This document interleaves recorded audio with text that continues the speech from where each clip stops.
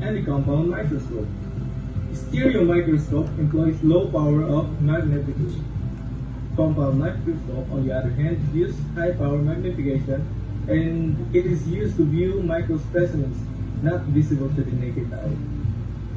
Another example of a forensic equipment was ESDA, or electrostatic device, EDD or ESDA. It is a device used to decipher intended writings on paper.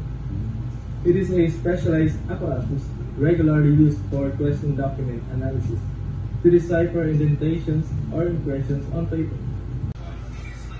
Take a document and place it in the S machine. And on the side of the S machine, switch on the vacuum pump. Then you take a sheet of this material, which is called mylar, and stretch it carefully over the document.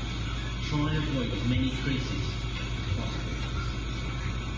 When as flat as possible, take a sharp implement and cut across the mylar. The next step is to switch on the corona device. The corona device is a whole high voltage wire. Be very careful to make sure your fingers do not go anywhere near the corona. Hold the corona over the surface of the document about 1 inch away and move gently up and down the document. The corona has lots of positive charges jumping from it onto the surface of the document. These positive charges are preferentially attracted to the indentations within your document. After 2 runs, switch off the corona. The final step is to take some negatively charged photocopy toner boards. Gently lift up the surface of the machine and sprinkle the negative toner over the surface of your document. After you've lifted the impression, you can place a piece of sticky tape on top of the mylar to lift off the impression and place it on a piece of plain paper.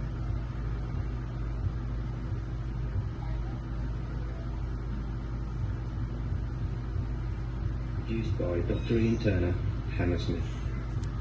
Nanometers will be measured. The first light source is incandescent filament lamps and has a range from 400 nanometers to 1000 nanometers.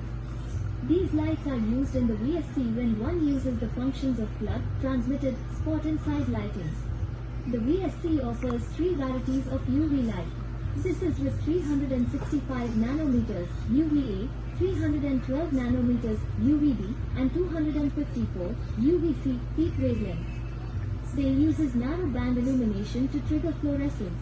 The VSC offers 3 different kinds of transmitted light. These light sources are located underneath the trans light panel. The side lighting is also a broadband illumination. There are 2 lamps, one on the left hand side and one on the right hand side of the text platen. These can be used individually or they can both be on at the same time. Coaxial light is a different function that the VSC offers. Coaxial light is a light that is perpendicularly on the document. Coaxial light shows retroreflective features in security documents, which are often used to prevent foggies. Such retroreflective features are hidden under normal light but exposed when the incident light is exactly coaxial to the angle of view. In this slide, we can see how a document looks like when we put it under VSC for examination. Thank you for listening to our discussion. If you have any doubt, please comment down below. To watch more interesting videos, subscribe to our